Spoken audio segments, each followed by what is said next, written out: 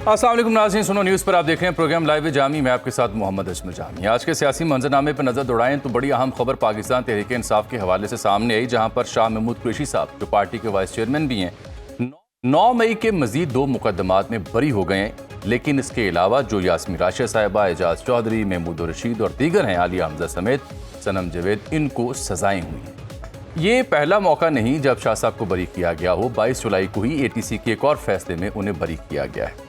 इस सब को लेकर के अब चहमगोइयाँ ये हो रही हैं कि क्या शाह साहब जल्द बाहर आएंगे, पार्टी की कमान संभालेंगे, मौजूदा दस्तयाब क़यादत का क्या मुस्तकबिल होगा, PTI ने जो 14 अगस्त की एहतजाज की कॉल दी है वो किस हद तक दुरुस्त है, आज पार्लिमान का बॉयकॉट भी किया, तहरीक तहफ़्फ़ुज़ आईन पाकिस्तान का प्लेटफॉर्म भी है, तो क्या अपोजिशन PTI के साथ मिलकर एक फैसला कुन तहरीक बर्पा कर सकेगी या नहीं। विद इन PTI हम देखते हैं कि आज एक जायदाद नीलामी का मामला भी सामने आया। राजा साहब ने कहा कि हमारी लीगल टीम तह तक पहुंचने की कोशिश कर रही है, उस पर भी एतराज़ हो रहे हैं। फिर खबरें ये हैं कि शायद किसी अहम शख्सियत को जेल से शौकत खानम भी मुंतकिल किया जा सकता है, उसमें कितना दम है। बिलखुसूस PTI के बारे जब हम बात करते हैं तो एक और शख्सियत हमारे जहन में आती हैं जो खबरों का हिस्सा भी रहते हैं, सियासी बयानात भी देते हैं, PTI की जो वकालत है वो भी बरमला करते हैं, वो हैं शेर अफजल मरवत साहब। आज हमने उन्हें ज़हमत दी कि उनसे बात की जा सके। मरवत साहब, बहुत शुक्रिया आपके कीमती वक्त का। 9 मई फैसला आ गया, शाह साहब के हवाले से 2 मजीद वो बरी हो गए। क्या समझते हैं आपके रिहाई अगर उनकी होती है बाकी मामलात में भी, तो शाह साहब क्या पार्टी की कमान संभाल सकते हैं? शुक्रिया जामी साहब। मुबारक हो शाह महमूद कुरैशी साहब को बरीयत, और उनकी मुसलसल जो बरीयतें हो रही है, PTI के लोगों में जो सेट ऑफ माइंड हैं वो कुछ इस तरह हैं कि कोई अगर अपनी जान भी गंवा दे, लेकिन अगर खान से पहले कोई बाहर आ जाए तो वो मशकूक ही ठहरता है। तो उनकी जो 2 साल की कैदोबंद हैं, मैं नहीं समझता हूँ PTI में जो हैं, जो रवैये हैं जिनका उनको सामना करना पड़ेगा, वो रवैये कुछ इस तरह होंगे कि उनके लिए मुश्किलात का बाइस बनेगी। यूँ मैं ये कह सकता हूँ कि बरीयतें जो हैं वो तो ठीक है, ख़ुसूसन ऐसे केसेस में कि जिन केसेस में उसी चार्ज पे, उसी शहादत पे दीगरान कैद हो गए, और शाह साहब जो हैं बहरहाल मेरा ख्याल है उन्होंने कोई गुनाह नहीं किया था, और सियासी वजूहात की बिना पे उनको भी 2 साल कैद भुगतना पड़ी, ये भी काफ़ी है। तो आपको लगता है कि उन रवैयों के बावजूद शाह साहब अगर बाहर आते हैं तो पार्टी वाकई संभाल सकेंगे? पाकिस्तान तहरीक इंसाफ जो हैं वो बिल्कुल उसकी मिसाल जो हैं वो ऐसे बच्चे की हैं जो किसी की नहीं मानता है। अच्छा। माँ सिवाय डैडी के, यानी कि खान साहब के। अच्छा, माँ सिवाय डैडी, और खान साहब ही संभाल सकते। अच्छा, हाँ ठीक, बिल्कुल कोई और नहीं संभाल सकता है। बड़ा ही मतलब है कि ऐसा बच्चा है जो किसी और को बाप मानता ही नहीं है। तो लिहाजा बड़ा ही मुश्किल होगा कि कोई उनको उस मसनद पे बिठा सके जिस मसनद पे खान साहब बैठा करते थे। बिल्कुल ठीक। चंद दिन पहले आपकी भी PTI में पार्टी में बातचीत हो रही थी, उसका क्या नतीजा निकला? क्या अलीमा खान साहबा के अलावा भी कोई रुकावट है आपकी वापसी में? वही नतीजा, जिस दिन ये बातें हुई और मशावरत हुई उसी रोज़ ये रिएक्शन उन्होंने दिया, मेरे ख़िलाफ़ इल्ज़ामात की बुछाड़ कर दी, जिस पे मुझे भी जवाबी अपने दिफा में इल्ज़ामात के जवाब में अपना बयान देना पड़ा, और जिससे फिर हमारे हालात जो हैं वो सुलझने के बजाय मज़ीद कशीदा हो गए हैं। मैं ख़ुद मतलब ये है कि मेरा मसला है, आप इसको नफ्सियाती मसला समझे या तरबियत ऐसी है या वकील होने की वजह है कि अगर कोई शख्स जो है वो तौहीन करता है या इल्ज़ाम लगाता है तो ये नहीं सीखा है कि उसको खामोशी से जवाब दें, क्योंकि कानून भी कहता है कि हर चार्ज को आपने रिवर्ट करना है। और दूसरी बात यह है कि लोगों को मेरा जवाब देना शायद PTI के अंदर पसंद नहीं आता है, ख़ुसूसन जब खान की बहन का जिक्र हो। तो यूँ जो है हम अब मैंने बेसिकली 5 अगस्त को जब ये एहतजाज की तहरीक नाकाम हुई तो मेरी ख्वाहिश ये थी कि मज़ीद नाकामियाँ इनके हिस्से में ना आए और अपना किरदार अदा करूँ, लेकिन शायद वो मज़ीद हैं कि मज़ीद नाकामियाँ समेटे। अभी 14 अगस्त के बाद भी कोई तारीख देंगे تو لہٰذا دیکھتے ہیں کہ آگے کب تک یہ ورکر کو ٹرک کی بتی کے پیچھے لگا سکتے ہیں۔ میں یہ 14 اگست والے معاملے پہ بھی آپ کی رائے لیتا ہوں، لیکن آپ نے چند روز پہلے کہا تھا کہ محترمہ جو ہے علیمہ خان صاحبہ اسٹیبلشمنٹ کا پروجیکٹ ہے آپ کے بقول۔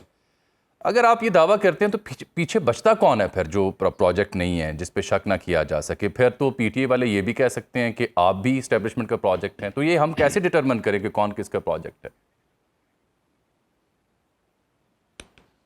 لوگوں کے اعمال، ان کا کردار، ان کا گفتار جو ہیں وہ بتاتا ہے کہ کون کہاں پہ کھڑا ہے۔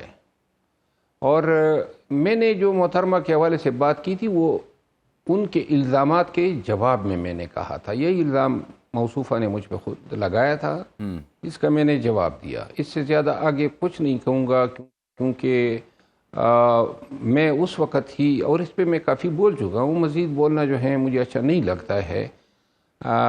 جہاں تک تعلق ہے میرا موقف بڑا واضح ہے۔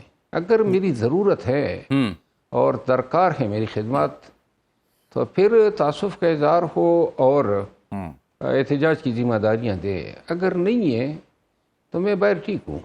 اب اس سے آگے جو ہے میرا کیا لینا دینا ہے؟ نکال دیا پارٹی سے، 3 دفعہ نکالا، تو تعلق جو ہے یعنی مروہ صاحب میں آپ کی بات سمجھ رہا ہوں جی، آپ کا موقف بھی، یعنی قصہ مختصر یہ کہ آپ محترمہ کا جو سیاسی کردار ہے پارٹی میں اس کے اوپر آپ نے تنقید کی ہے، دیٹس اٹ، کہ سیاسی کردار ان کا نہیں ہونا چاہیے۔ نہیں، میرا ان کے سیاسی کردار پہ بھی کوئی تنقید کا ارادہ کبھی نہیں رہا، ان پہ بھی تنقید کا ارادہ کبھی نہیں رہا۔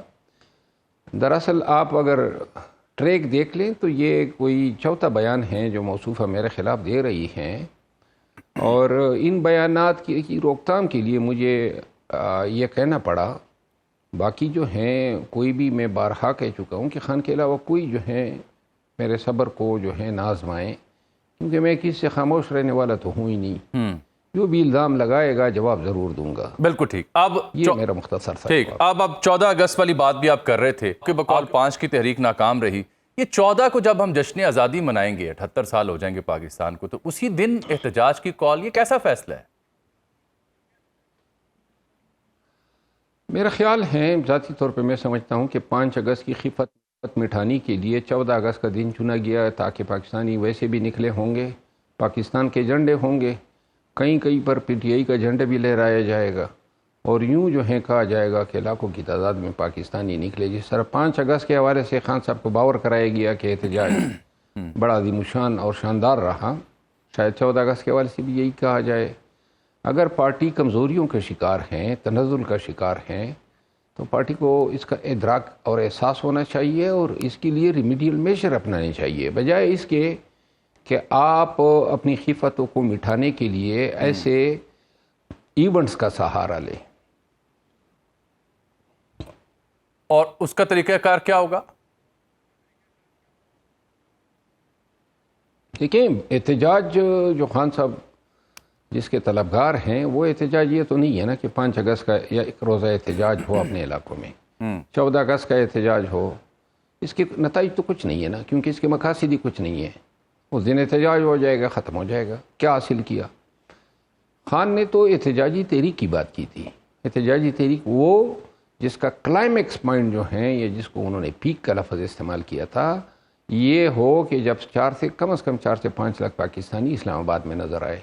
اس کے لیے آپ نے موبلائزیشن کرنی ہے، موٹیویشن کرنی ہے، پورے ملک میں لوگوں کو آگاہ کرنا ہے کہ علاوہ سیاسی قیدیوں کے لیے نکلنے کے جو اصل پاکستانیوں کا کنسرن ہے، مہنگائی ہے، بدامنی ہے، پاکستان میں قانون کی حکمرانی کا فقدان ہے، پاکستان میں عدالت انصاف کا نہ ہونا ہے، یہ وہ چیزیں ہیں جو پاکستانیوں کو نکالنے کے لیے موجب بن سکتی ہے۔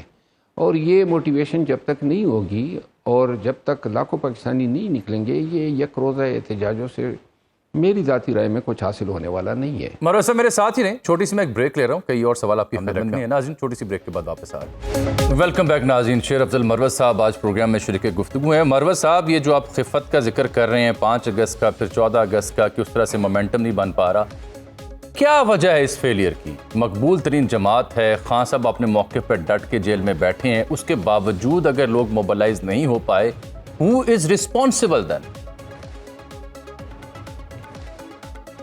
میرا خیال ہے کہ تحریک کے لیے یا جو پاپولیرٹی ہیں اس کو کیش کرنے کے لیے جن عوامل جو ایکسپرٹیز اور جو کارکردگی درکار ہے اس کا فقدان ہے۔ دیکھیں، خان صاحب کا پیغام ہے کہ جی آپ نے تحریک کے لیے نکلنا ہے، 5 اگست کا کہا گیا، اور پھر یہ پارٹی نے خود کچھ کرنے کے بجائے عوام پہ چھوڑ دیا کہ عوام ہی جو ہیں اس تحریک کو کامیاب بنائیں گے۔ اب عوام کو تو اسٹریٹجی جو ہیں دینی ہے، عوام کو مقامات بتانے ہیں، عوام کو لیڈ کرنا ہے۔ آپ نے دیکھا 5 اگست کو پنجاب، اسلام آباد، پنڈی، سندھ، گلگت، کشمیر، بلوچستان یہ خاموش رہے۔ تو کیوں خاموش رہے؟ اس کا انہوں نے کوئی احتساب ہی نہیں کیا۔ خاموش اس لیے رہے کہ کوئی کوارڈینیشن نہیں تھی، کسی نے ذمہ داری نہیں لی تھی، کسی نے موٹیویشن کے لیے ایک ویڈیو تک نہیں بنائی تھی، کوئی موبلائزیشن نہیں تھی، لاجسٹک کی سپلائی نہیں تھی، اور ایسے احتجاج کو چلانے کے لیے کوئی سینٹرلائزڈ ایک کمیٹی بنانی چاہیے، وہ نہیں ہے، آج تک نہیں بنی ہے۔ تو لہذا صرف خان کا پیغام عوام کو دے کے عوام پہ چھوڑ دینا کہ بس اب آپ نے آگے کرنا ہے، یہ اس طرح نہیں ہے۔ پاکستانی عوام جو ہیں وہ ووٹ کے لیے تو خان کے لیے نکلے ہیں، لیکن لاٹھی کے لیے، گولی کے لیے یا شیل کے لیے نکلنے کے لیے پہلے آپ نے ان کو قائل تو کرنا ہے۔ مروت صاحب، آپ کو نہیں لگتا کہ یہ بار بار احتجاج کا تجربہ کرنے کے بعد عوام جو آپ کے چاہنے والے ہیں پی ٹی آئی کے، وہ بھی تھک چکے ہیں؟ یہ جو احتجاج تھا نا 5 اگست، یہ تو 9 ماہ کے بعد تھا۔ 26 نومبر کے بعد یہ پہلا احتجاج تھا، تو تھکاوٹ کا تو سوال نہیں پیدا ہوتا ہے۔ بیسیکلی ہم نے ماضی میں بالخصوص اگر آپ 8 فروری کے بعد اور جولائی 2024 کے بیچ دیکھ لیں تو ہم نے کئی احتجاج کیے، اور وہ مہینے میں 2 3 ہو جاتے تھے۔ سوال تھکنے کا نہیں ہے، سوال لوگوں کی دلچسپی جو ہے اس کو اجاگر کرنے کا اور بڑھانے کا ہے۔ لوگوں کی احتجاجوں میں دلچسپی کم ہوتی جا رہی ہے، اور اس کی وجہ یہ ہے کہ احتجاج کیوں ہو اس پہ غور نہیں کیا جا رہا ہے، کوئی کوشش نہیں۔ پھر میں یہ سمجھ پا رہا ہوں کہ جو آپ کی اوپینین ہے نا، اس کے بعد میں تو یہ سمجھ پا رہا ہوں کہ آپ کہہ رہے ہیں کہ لوگ بھی ہیں، خان کا پیغام بھی ہے، جو بیچ میں لیڈرشپ ہے وہ عملی طور پر فیل ہوئی ہے، میں تو یہ سمجھاؤں۔ اس میں کوئی شک نہیں ہے، فیل ہوئی ہے، اور بدتدریج مزید شکست و ریغ کا باعث ہے۔ لیڈرشپ جو ہے نا در حقیقت انتشار کا شکار ہیں، اتحاد کا فقدان ہے، سازشیں ہیں، اور میرا خیال ہے کہ کوئی کوشش نہیں کی گئی گزشتہ 1.25 سال 1.5 سال میں کہ پارٹی کے اندر جو اختلافات ہیں، جو سازشیں ہیں اور جو سازشی عناصر ہیں ان کو سائڈ پہ کیا جائے۔ جب تک یہ نہیں ہوگا، مروت صاحب ذرا آپ کھل کے بات کرتے ہیں، کون ہے انتشاری ٹولہ اس پارٹی میں؟ دیکھیے، انتشاری ٹولہ جو انتشار پھیلا رہے ہیں، جو تفریق کا باعث بنے ہوئے ہیں، بہرحال اس پہ میں اتنا بول چکا ہوں کہ اب مزید مجھے اس پہ بولنا اچھا نہیں لگتا ہے۔ اچھا، آپ سب کو یہ ادراک ہونا چاہیے نا، پاکستانیوں کو، پارٹی روبے زوال ہو رہی ہے۔ آدھی لیڈرشپ اٹک کے اس پار جو ہیں پنسی ہوئی ہیں، جو بقایا لیڈرشپ ہے آئے دن فیصلوں کی وجہ سے ان کو ڈسکوالیفائی کیا جا رہا ہے۔ مزید پارلیمنٹیرین کے سروں پہ ڈسکوالیفیکیشن کے جو سورڈ آف ڈیموکریسی ہیں وہ لٹک لڑ رہے ہیں۔ ایسے حالات میں پارٹی کو ہمت دینے، پارٹی کو اتفاق دینے کے بجائے ایسے بیانات دینے سے جس سے مزید نفرتیں پیدا ہو، یہ وہی لوگ کر سکتے ہیں جو پارٹی میں ہم آہنگی اور اتفاق جو ہیں وہ نہیں چاہتے۔ بالکل ٹھیک۔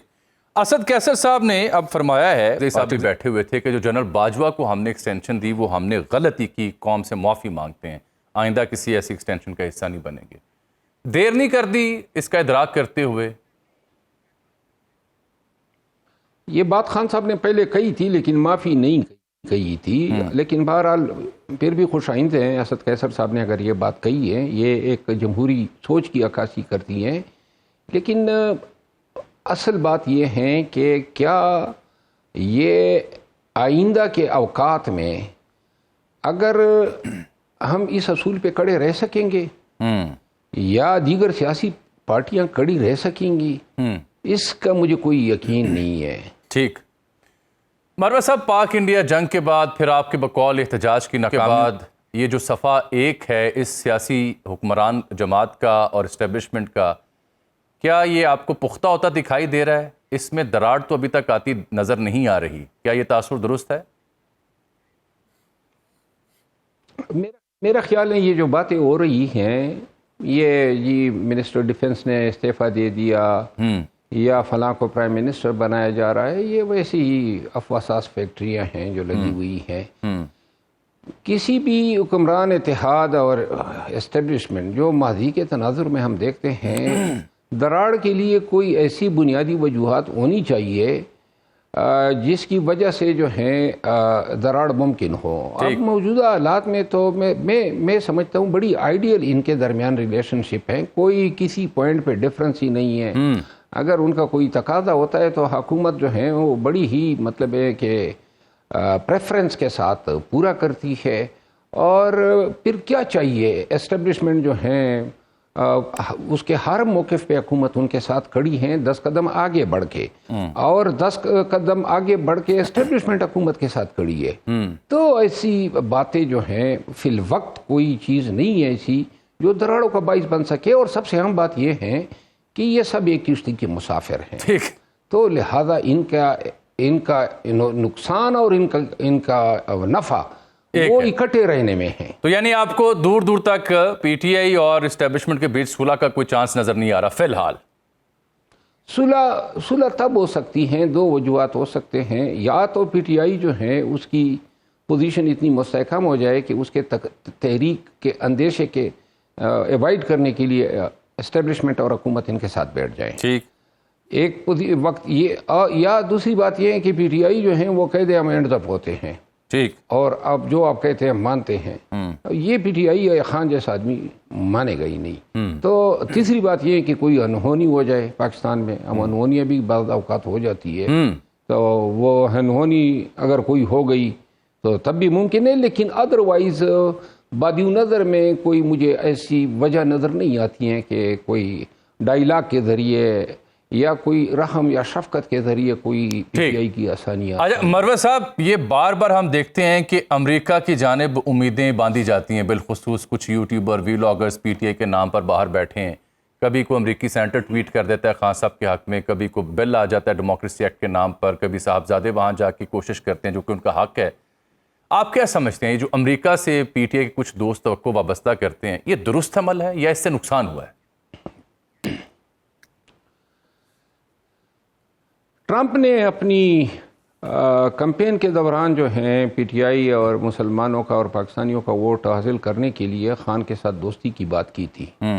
اور اس چیز نے جب یہ صدر بن گیا تو امیدیں جو ہیں وہ بڑھ آئی تھی کہ شاید بائیڈن کی پالیسی کے اگینسٹ یہ کوئی اقدام اٹھا لیں. لیکن جب یہ مشرقی وسطیٰ چلا گیا تو دوسری طرف مشرقی وسطیٰ میں ہماری حکمران جماعت میاں صاحبان کے تعلقات جو ہیں وہ بڑے تاریخی طور پہ وہ مضبوط ہیں. تو ٹرمپ جو ہیں مجھے لگتا ہے کہ وہ قائل ہو کر امریکہ چلا گیا. اب جو یوٹیوبرز نے لوگوں کی امیدیں جو ہیں بنائی تھی وہ پارٹی کی پالیسی کی بھی منافی ہیں، کیونکہ ایک طرف تو پارٹی جو ہے ماضی میں اور ہمیشہ سے آج تک یا کنابد و یا استعین کا نعرہ لگاتی آئی ہے. پھر امریکی مداخلت سائفر کے ذریعے، وہ تو ہمارا دو بیانیے تھے جنہوں نے ہمیں عروج دیا. ایک یہی سائفر کے حوالے سے امریکہ مخالف بیانیہ اور دوسرا اینٹی اسٹیبلشمنٹ بیانیہ. یہ دو بیانیے تھے جنہوں نے خان صاحب کو اور پی ٹی آئی کو عروج دیا. اب یو ٹرن لینا اور ایسا بیانیہ دینا، اس سے پارٹی کو میرا خیال ہے نقصان ہوا. مروت صاحب جانے سے پہلے مختصر سا سوال آپ کی خدمت ہے، کیا ہم جلد دیکھیں گے کہ شیر افضل مروت اڈیالہ پہنچے ہوں گے اور خان صاحب سے ملاقات کر رہے ہوں گے؟ جس انداز میں میرے حوالے سے بیانات آئے 2 ایام قبل، مجھے شاید یہ نظر آ رہا ہے، کیونکہ میرے بھی اپنے نفسیاتی مسائل ہیں. میں سمجھتا ہوں کہ میرے کوئی اپنے ضرورت نہیں ہے، پارٹی کے لیے خان کے لیے آنا چاہتا ہوں، لیکن اس طریقے سے نہیں کہ پھر چوتھی دفعہ نکالا جاؤں. تو لہٰذا توقیر کے ساتھ آنا چاہتا ہوں اگر یہ ممکن ہے. لیکن جو بیانات جن لوگوں کے نرغے میں خان صاحب ہیں وہ شاید ایسا نہ ہونے دیں. ٹھیک. تو لہٰذا اگر ہو جاتا ہے گڈ انف، نہیں ہوتا ہے تو میں ادھر بھی بڑی سلامتی اور امن اور چین کے ساتھ ہوں. بہت شکریہ شیر افضل مروت صاحب. طریقے کے ناظرین، یہاں پروگرام میں ایک بریک. ایک بار پھر سے پروگرام میں آپ کو خوش آمدید کہتے ہیں. آج ہمیں جوائن کیا ہے پروگرام کے اس حصے میں میجر جنرل ریٹائرڈ جناب زاہد محمود صاحب نے، ایئر کمانڈر ریٹائرڈ جناب خالد چشتی صاحب نے، جو امریکہ سے ہمیں جڑے ہیں براہ راست. آپ دونوں کی بہت شکریہ.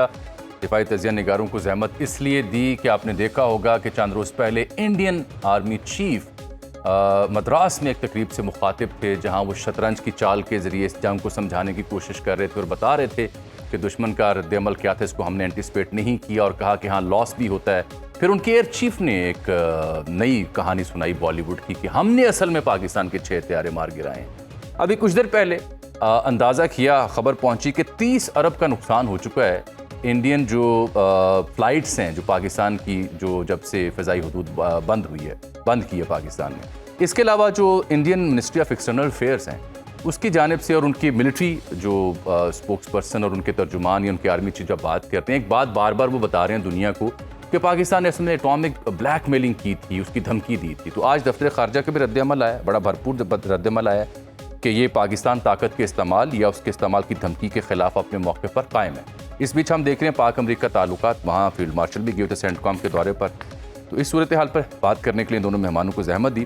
جنرل صاحب، ذرا آپ سے میں بات کر لوں، یہ جو مبینہ ایٹمی بلیک میل کا بیانیہ اور پھر کہنا کہ جی پاکستان نے دھمکی دی اور پاکستان کا یہ جواب کہ طاقت کا استعمال کا حق ہم رکھتے ہیں، جو انڈین ملٹری چیف ہیں ان کا ایک جملہ بڑا اہم ہے کہ وار میں ہیپن ویری سون. کیا یہ جنگ کی دھمکی ہے بھارت کی جانب سے؟ ہمارا جواب کیا ہے؟ جی بسم اللہ الرحمن الرحیم. دیکھیں شامی صاحب، بات اس طرح ہے کہ انڈیا کی طرف سے تو یہ ریٹورک ہم سن رہے ہیں، لیکن ریٹورک کو ہم نے دیکھا ہے کہ انہوں نے پریکٹیکلی امپلیمنٹ بھی کیا ہے، اور پہلگام اسی کا نتیجہ ہے، اور اس سے پہلے پلوامہ بھی ہو چکا ہے. دیکھیں اس وقت اپلیکیشن ایک انڈین ملٹری فورسز کی نہیں ہوئی ہے، ملٹری اسٹریٹجی کی نہیں ہے. اس وقت اپلیکیشن بھارت کی جو ہندوتوا کی آئیڈیالوجی کی جو اپلیکیشن ہے نا، اس کا مسئلہ ہے. جی وہ انپریڈکٹیبل ہے. انپریڈکٹیبل ان اے وے کہ وہ جو ایک ملٹری تھنکنگ ہوتی ہے نا، ایک جو اسٹریٹجسٹ کی تھنکنگ ہو یا آپ ایک اسیسمنٹ کرتے ہیں، ایون دا اسٹریٹجک مائنڈ جو جینون اسٹیبل تھنکنگ مائنڈ ہے ان سائڈ انڈیا، وہ بھی اس وقت وار کو سوٹ ہی نہیں کر رہی جی ان کو. دیکھیے وہ اکنامکلی موو فارورڈ کر رہا تھا، اپنے آپ کو آگے بڑھا رہا تھا، اس کو ایک مقام حاصل کر رہا تھا، بٹ ہیوبرس اپروچ اور ذرا جلدی میں اپنا hegemonic design. And I think they have been pushed but by none other than Israel. Israel نے ان کو پش کیا ہے کہ میں نے تو ایران کو ریڈیوس کر رہا ہوں.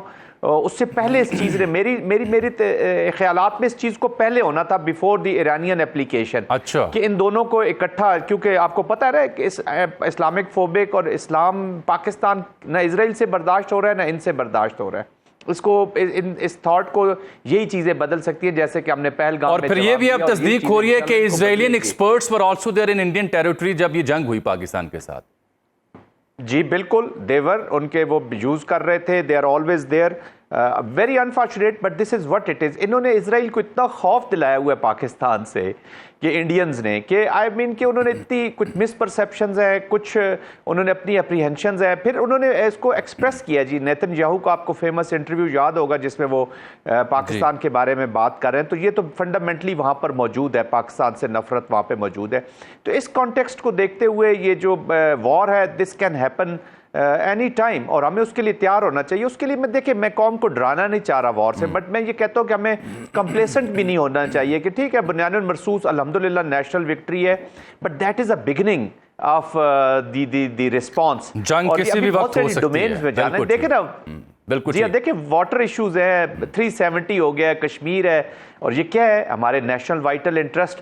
تو کیا پاکستان ہاتھ پہ ہاتھ دھرا بیٹھا رہے گا؟ بالکل ٹھیک ہے. میں ذرا چشتی صاحب سے بھی سن لوں کیونکہ ان کی ڈومین کا ایک مسئلہ سامنے آ گیا ہے. چشتی صاحب، جنرل صاحب کی اپنی اوپینین سنی، یہ وار میری سون، اور جنرل صاحب کو بھی لگتا ہے کسی وقت بھی ہو سکتی ہے. اس پہ تو آپ بعد میں کمنٹ کیجئے. پہلے ذرا انڈین جو ایئر چیف ہیں سردار جی، وہ بڑے میٹھے سے لہجے میں کہہ رہے تھے کہ اصل میں ہم نے 6 ومان جو ہے نا پاکستان کے گرائے ہیں. یہ کیا کہانی ہے؟ 3 ماہ بعد انہیں کیسے یاد آ گیا؟ میں یاد کر رہا تھا، تھینک یو جامی صاحب مجھے انوائٹ کرنے کا. میں یاد کرنے کی کوشش کر رہا تھا کہ انہوں نے ٹیک اوور کس دن کیا تھا اے پی سنگھ صاحب نے، اور وہ تھا 1 اپریل 2023.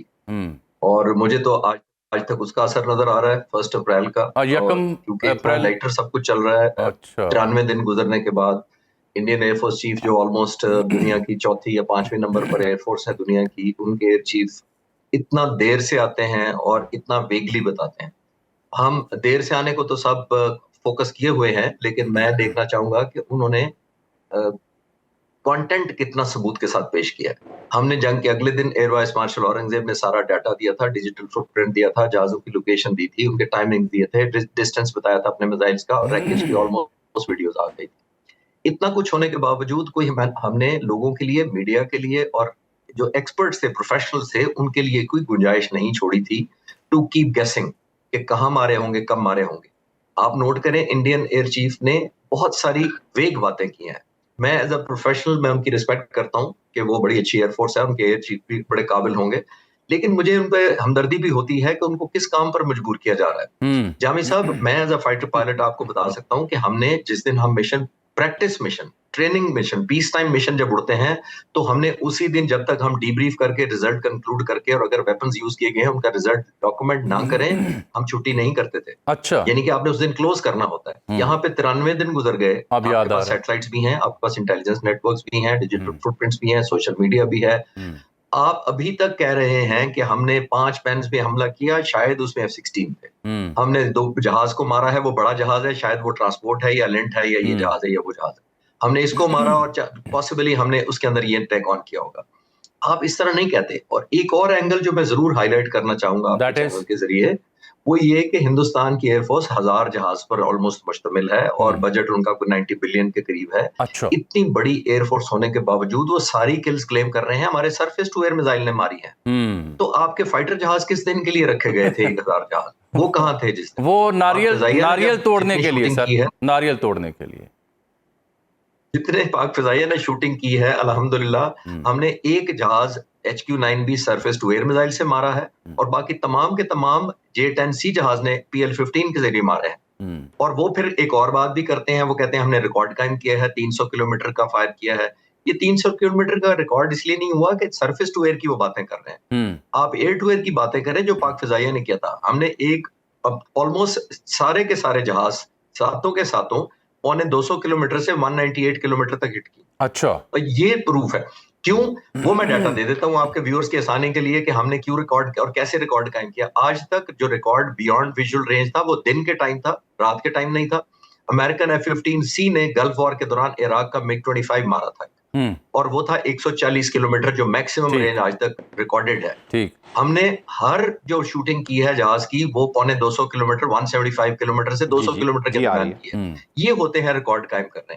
یہ نہیں ہوتا کہ آپ ایئر فورس سارے 1000 زمین پر بٹھا دیں, پھر ویگلی لوگوں کو کور کریں اور اپنے S-400 کی سرفیس ٹو ایئر میزائل کی بہادری بیان کریں. مجھے ڈسکنیکٹ بھی لگتا ہے, اور جیسے میں نے کہا اتنے سینئر ہونے کے باوجود مجھے ان پر ترس بھی آتا ہے کہ ان کی سروس کے اگینسٹ ان کو کیا کچھ کرایا جا رہا ہے, کیونکہ ہماری انٹیگریٹی سب کچھ ہوتی ہے. اگر آپ کو انٹیگریٹی کے خلاف کچھ کرنے کو کہا جائے تو I would rather resign instead of continue to serve as at any post. بالکل ٹھیک کہا آپ نے. اور یہ انہوں نے جو ان کا دفاعی نظام ہے S-400, اس کا بھی دعویٰ کیا کہ اس کے ذریعے بھی ہم نے لاک کر کے جو پاکستانی پلین تھے ان کو مار گرایا. کیا یہ S-400 دفاعی نظام کسی جہاز کو اتنی دوری سے لاک کر کے اسے گرا سکتا ہے؟ جامی صاحب, یہ جو میزائل کی بیٹریز ہوتی ہیں یہ تقریباً 32 میزائل ایک سیٹ میں ہوتے ہیں, جو ایک یونٹ ہوتا ہے. ہر ایک میں 4 ویپنز لگے ہوتے ہیں, یعنی 8 یونٹس ہوتے ہیں جن کے اندر 32 میزائل ہوتے ہیں. وہ جو 4 ویپنز ہوتے ہیں وہ مختلف قسم کے اس کے اندر میزائل ہوتے ہیں. اس کا مطلب یہ ہے کہ جہاز کا جو کمپیوٹر ہے جو ڈیٹا کرتا ہے, انالائز کرتا ہے, وہ پہلے پک کرتا ہے, پھر وہ کمپیوٹر سینسرز کو دیتا ہے, وہ ڈیسائیڈ کرتا ہے کہ موسٹ سوٹیبل ان 4 میں سے کون سا میزائل ہے کس کے لیے. سٹارٹنگ ود 120 کلومیٹر 400 کلومیٹر تک وہ فائر کرتا ہے, اور 600 کلومیٹر سے ٹریک کرنا شروع کر دیتا ہے. اس کا مطلب ہے آنے والی کسی بھی تھریٹ کو وہ 600 کلومیٹر پہ ٹریکنگ شروع کرتا ہے. جب وہ قریب آتی جاتی ہے تو وہ ڈیسائیڈ کرتا ہے کہ اس کی سپیڈ کیا ہے, اس کا اینگل کیا ہے, اس کا جہاز کا سائز کیا ہے, اور کتنی obviously ایک تھریٹ ہے, بڑی تھریٹ ہے. تو یہ ڈیفینیٹلی اس کے اندر کیپیبلٹی ہے. یہ 400 کلومیٹر S-400 کا جو 400 ڈیجٹ ہے وہ بیسیکلی اس کی رینج ظاہر کرتا ہے. تو جہاز کے اس جہاز کو شوٹ کرنے کی ڈیفینیٹلی اس کے اندر کیپیبلٹی ہے. لیکن میں یہ بھی پڑھا ہے میں نے اس کے اندر کہ اس کے اندر پھر آپ کو ڈیجیٹل فٹ پرنٹ دیتا ہے, وہ آپ کو پروف دیتا ہے, کہ ہم نے مارا ہے, بتاتا ہے, اور اس کو سارے اینگل بتاتا ہے کہ کس اینگل سے آپ نے جہاز کو تب اس میزائل نے تباہ کیا ہے. تو وہ ڈیٹا لے آتے ساتھ اور بتا دیتے کہ یہ ہمارے پر ڈیجیٹل فٹ پرنٹ ہے. نہیں وہ ڈیٹا بالکل نہیں تھا. جیسے کہ آپ نے اپنے تبصرے میں پہلے فرمایا نا جی کہ ہمارے ہاں تو ایئر چیف اور ایئر ہیڈ کوارٹر کے دورے بھی ہوئے. I was one of them, جو جرنلسٹ کے ڈیلیگیشن میں وہاں گیا, سارا کچھ ہم نے دیکھا, بریفنگ دی گئی, انٹرنیشنل جرنلسٹ بھی وہاں گئے. آن دی کنٹری انڈیا میں ایسا کچھ نہیں ہوا, یہ بات آپ کی درست ہے. جنرل صاحب ذرا یہ جو چیف کا فیلڈ مارشل کا دورہ ہے سینٹ کام کا, اور پاک امریکہ تعلقات میں جو قربتیں آ رہی ہیں, چین کہاں کھڑا ہوگا, اور پاک امریکہ تعلقات میں قربت کی وجہ سے بھی کوئی خار ہے بھارت کو جو بالخصوص ٹیرف لگ رہا ہے ان کے اوپر اب؟ جی بالکل, دیکھیں چائنا جو ہے وہ پاکستان کا اسٹریٹجک پارٹنر ہے, let there be no doubt. ٹھیک ہے, اس وقت امریکہ کے ساتھ ہمارے تعلقات بہتر ہوئے ہیں, اور اس وقت جو امریکن پریزیڈنسی ہے دس از لٹل ڈفرینٹ پریزیڈنسی. جو ایک ٹریڈیشنل ڈیموکریٹک پروسیسز ہم امریکہ میں دیکھتے آ رہے ہیں, تو تھوڑی سی انپریڈکٹیبلٹی اٹیچ ضرور ہے پریزیڈنٹ ٹرمپ کے بعد. تو اس کو بھی مد نظر رکھتے ہوئے کہ پاکستان کو بڑا کرافٹلی یہ نیویگیٹ کرنا ہوگا. بٹ میں یہ سمجھنا چاہ رہا ہوں کہ یہ دیکھیں نا, پہلے تو فیلڈ مارشل کا ظہرانہ ہوا, اب اس کے بعد سینٹ کام میں وہ جنرل جو کوریلا ہیں ان کی ریٹائرمنٹ اور نئے آ رہے ہیں, اس تقریب میں موجود ہیں. How important this is strategically, یہ اس کی کیا اہمیت ہے؟ دس از سمبولک.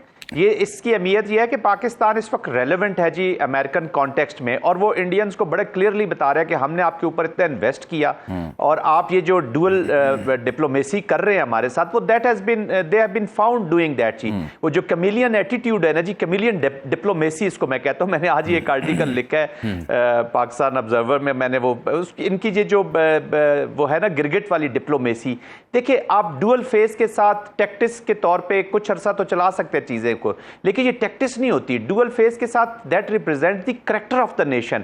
اب امریکن سے دیکھ لیں کہ ان کے نیشن کا کریکٹر ہے کہ یہ ڈبل فیسڈ رنگ بدلتے ہیں, ان کی ڈپلومیسی ایسی ہے, اور اس کو یہ بھاگ جائیں گے چائنا کی طرف چلے جائیں گے, تو اس کا بھی رسپونڈ کر رہے ہیں. اور پھر آپ پریزیڈنٹ ٹرمپ کو امبیرس کر رہے ہیں جو 30 سے 32 دفعہ کہہ چکے ہیں کہ میں نے یہ کروایا ہے. جی ہاں, تو 35 دفعہ, تو آپ ان کو بار بار امبیرس کر رہے ہیں. تو آئی تھنک انہوں نے اس کو بھی ریفلیکٹ کیا. And secondly Trump has understood کہ پاکستان ایک نیچرل سٹیبلائزر ہے اس ریجن میں, اور Pakistan can be a very good bridge. دیکھیں وہ چائنا کے ساتھ اپنے بزنسز کو, اپنے ٹریڈ کو, اپنی چیزوں کو بہتر کرنا چاہے گا. وہ وار اس کے ساتھ اس کو سوٹ بھی نہیں کرتی. وائی وڈ دے ڈو, وہ اس ریجن کے بیچ میں. پھر افغانستان کے اندر ہماری کنورجنسز ہیں, ہمارے اسٹریٹجک پارٹنرشپ ہے, بٹ اگین پاکستان کو نیسیسری سیف گارڈ ضرور لینے ہوں گے, اور ٹرانسپیرنسی کے ساتھ اس ریلیشن شپ کو آگے لے کے جانا ہوگا. ٹرانسپیرنسی میں بات کروں چائنیز کانٹیکسٹ میں, کیونکہ جو اسٹریٹجک پارٹنرشپ چائنا کے ساتھ ہے اس کو اگر میں یہ کہوں کہ نہیں اس کو یہ ریپلیس کرنا ہے, تو that is not good. Pakistan کو کسی ایسے آئی مین کہ پورا فائدہ اٹھائیں جو آپ کی ریلیشن شپ ہے. اور بس میں ذرا وقت کی کمی, ذرا میں کموڈور صاحب سے بات ایک سمجھ لوں. سر جی یہ Z-10ME آیا ہے چائنیز ہیلی کاپٹر, پہلے سمپل ورژن تھا, پھر اگلا ورژن دیا گیا جو اگلے دن لانچ بھی کیا گیا.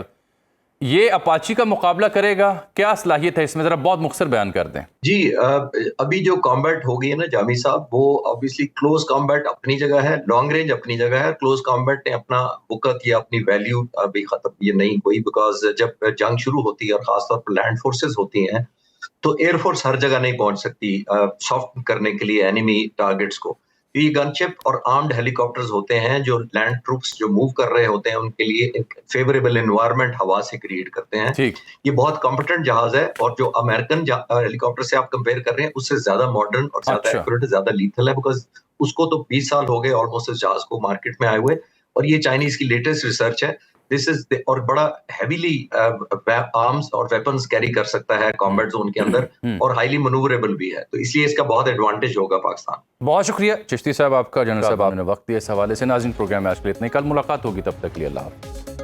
باخبر رہیے ہر جگہ ہر وقت بر وقت. ابھی سنو نیوز کا یوٹیوب چینل سبسکرائب کریں اور بیل آئیکن پر کلک کریں, اور جانیے ملکی اور غیر ملکی حالات و واقعات یقین کے ساتھ.